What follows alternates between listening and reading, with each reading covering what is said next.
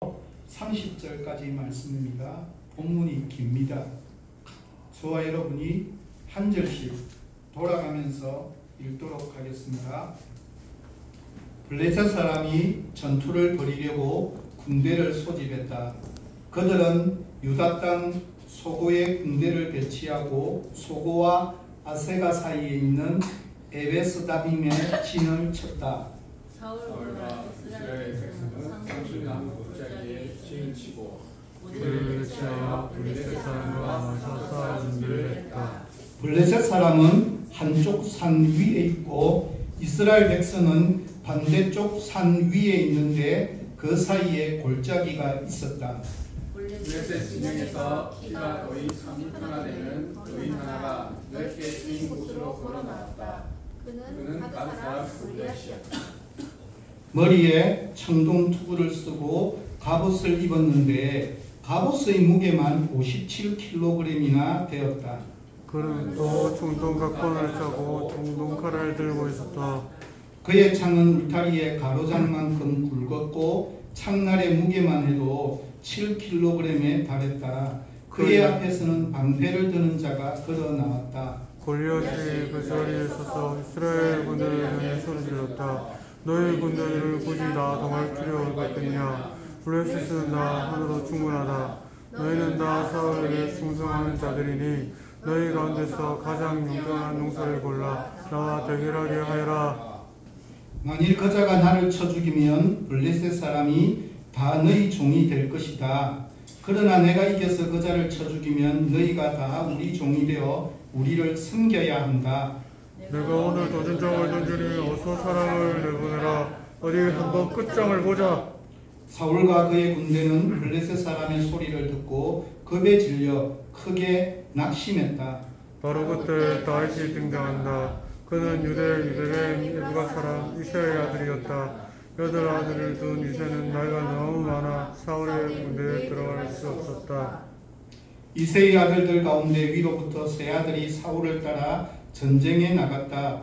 그 세 아들의 이름은 맏아들 엘리압과 둘째 아비나답, 셋째 삼마였다. 다윗은 막내 아들이었다. 그의 큰형 셋이 사울과 함께 전쟁에 나가 있는 동안 다윗은 사울의 시중을 들기도 하고 베들레헴에서 아버지의 양을 치기도 하면서 양쪽을 왔다 갔다 했다. 골리앗은 40일 동안 날마다 아침 저녁으로 그 자리에 나와 소리쳤다. 하루는 이새가 아들 다윗에게 말했다. 굵게 빻은 밀 한 포대와 빵 10덩이를 가지고 진에 있는 네 형들에게 서둘러 가거라. 그리고 치즈 10덩이를 챙겨 그들의 부대장에게 가져다 주어라.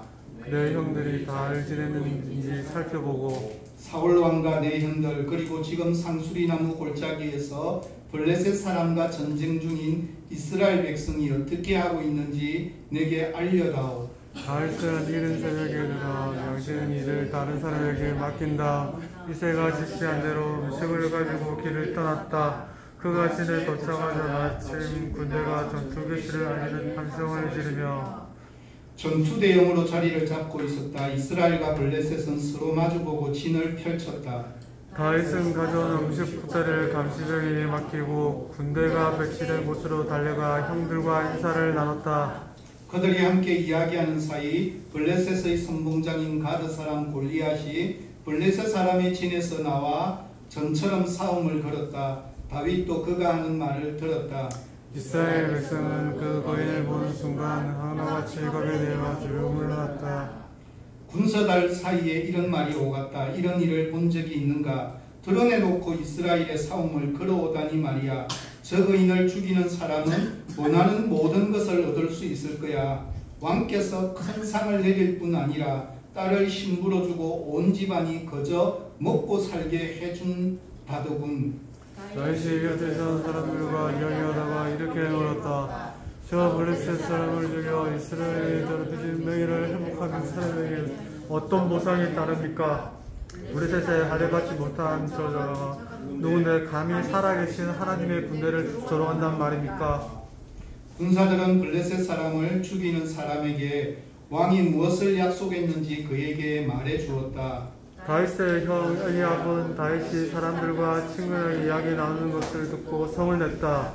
여기서 무엇을 하고 있는 것이냐? 뼈만 앙상하게 남은 양떼를 치는 내 일이나 신경 쓰지 않고서 내가 무슨 짓을 하려는지 다 안다. 피비린내 나는 전투가 잘 보이는 곳에 자리를 잡고서 구경하고 내려온 것이 아니냐?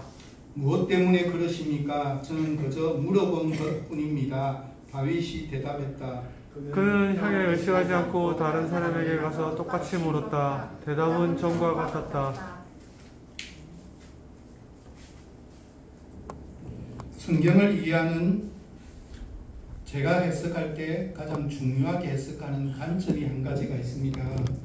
그것은 무엇인가 하면 예를 들면 사무엘상 17장을 보면서 다윗이 성공한 인생이고 성공한 왕이 되었기에 그 비법, 비결이 무엇인지를 찾는 것이 아니라 다윗을 다윗되게 만들었던 하나님의 원리가 무엇인지, 그리고 다윗이 왜 그렇게 순종할 수밖에 없었는지에 대한 것을 살피는 것입니다. 철저하게 하나님의 원리, 방법이 아닌, 인간의 방법이 아닌 하나님의 원리가 무엇인지를 살피기 위해서 노력하고 있습니다.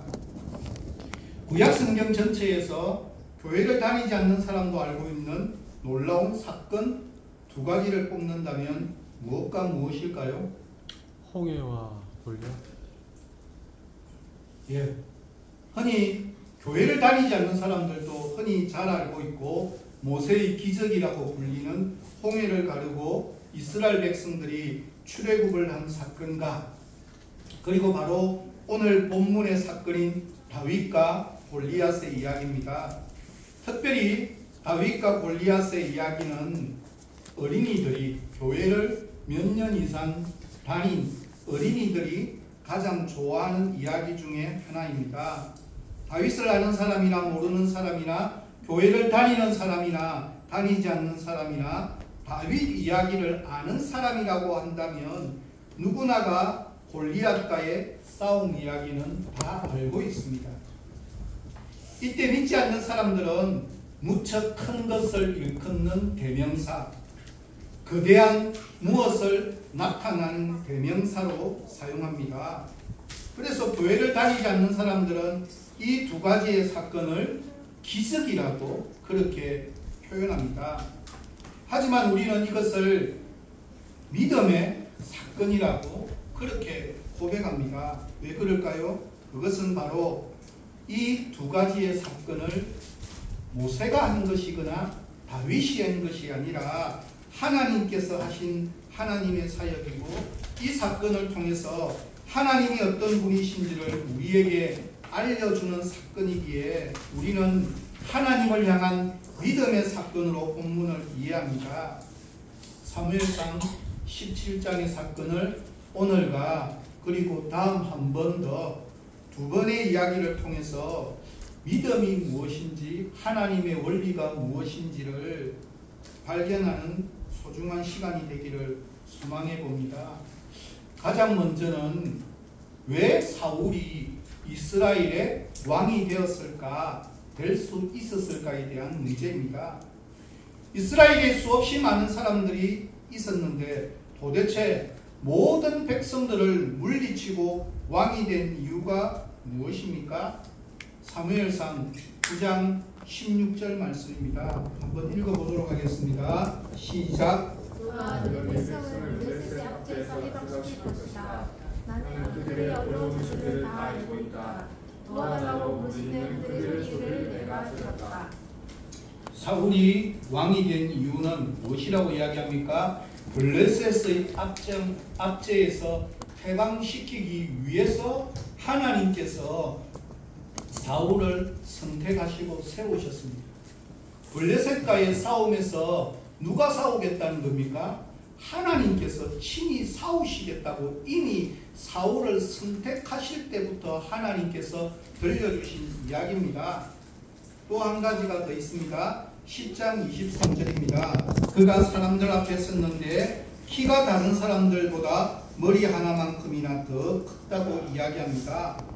사울이 왕이 될 수 있었던 이유는 다른 사람보다 키가 월등히 더 컸을 뿐만 아니라 그만큼 힘도